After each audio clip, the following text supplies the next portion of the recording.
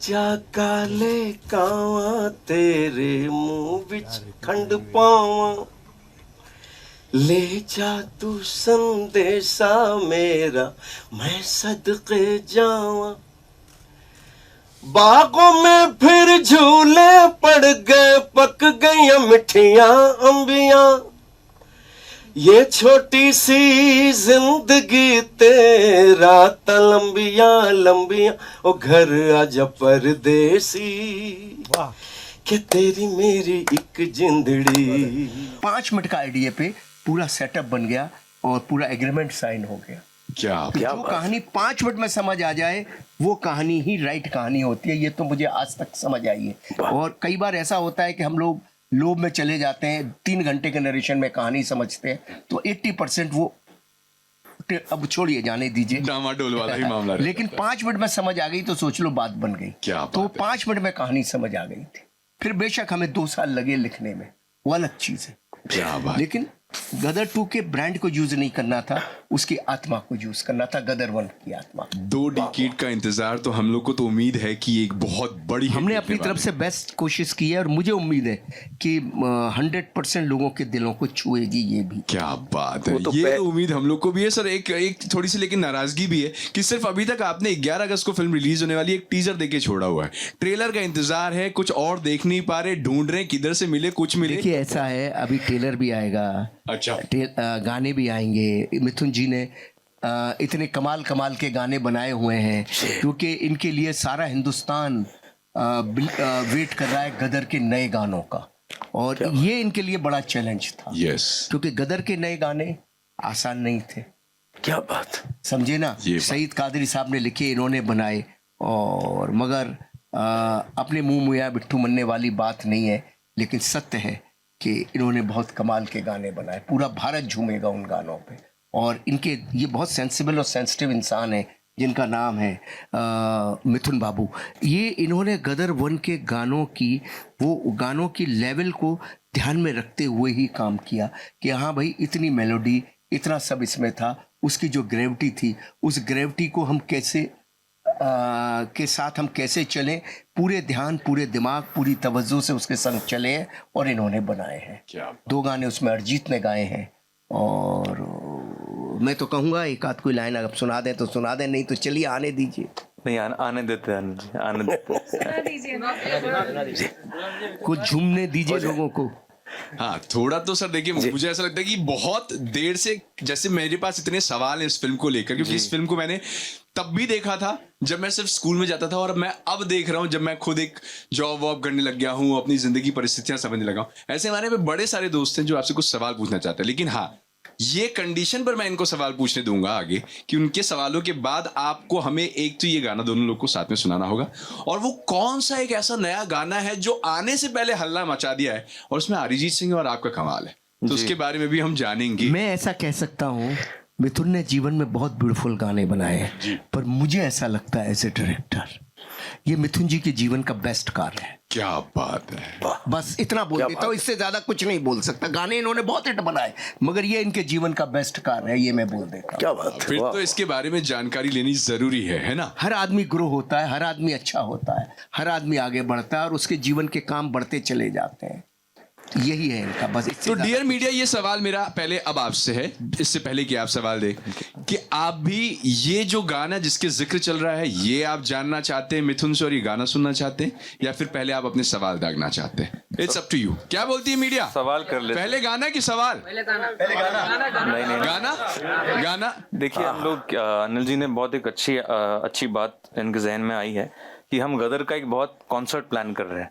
तो हम बाकायदा, क्योंकि हम प्रेस के लिए खास रूप से उन गानों का प्रीमियर प्लान करना चाह रहे हैं, बाकायदा लाइव उनको हम पेश करना चाह रहे हैं। तो मैं चाहता हूँ कि वो मोमेंट हम बचा के रखें। आप लोग से यही मेरी दरखास्त है आज की, वो मोमेंट को बचा के रखें।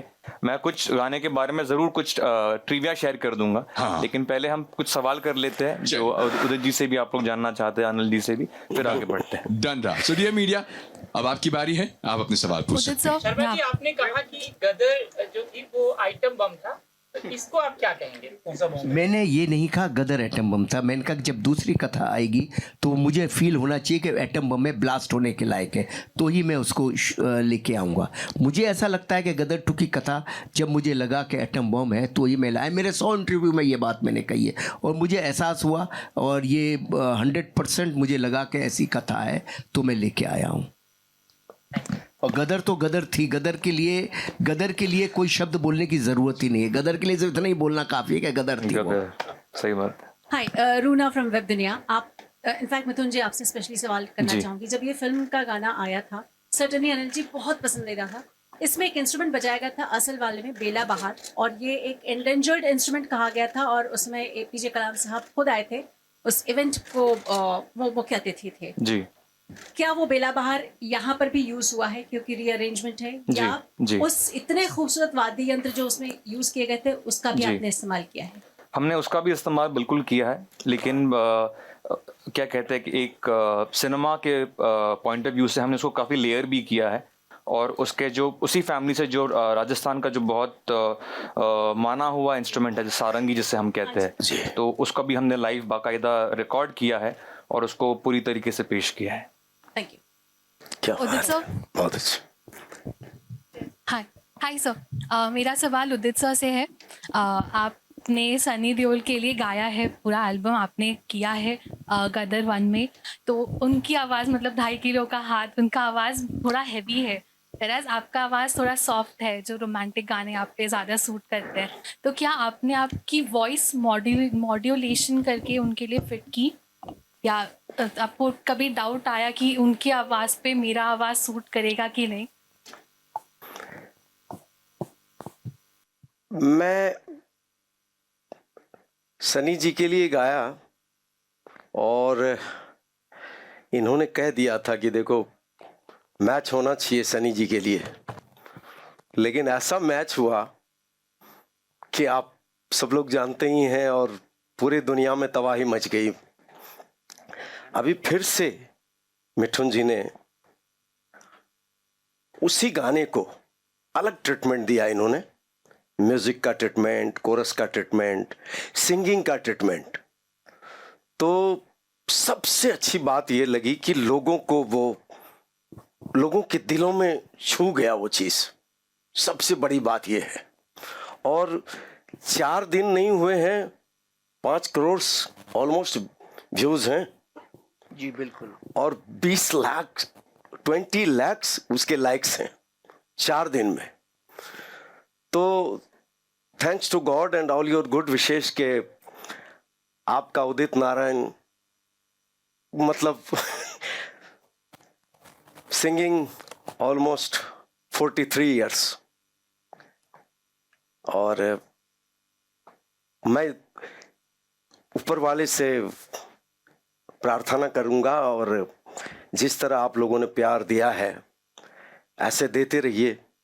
तो मैं अभी छोड़ने वाला नहीं हूं ये जंग।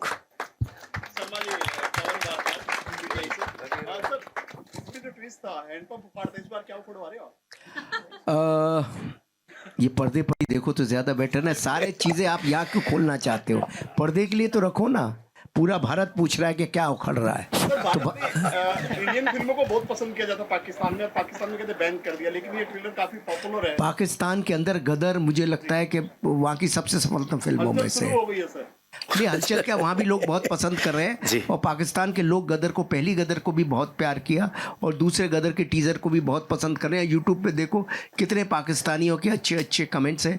वो भी सेंसिबल है, समझदार है, सिनेमा है, चलता है सब। कैसे रिश्तों में नजदीकी आएंगी पाकिस्तान इंडिया की?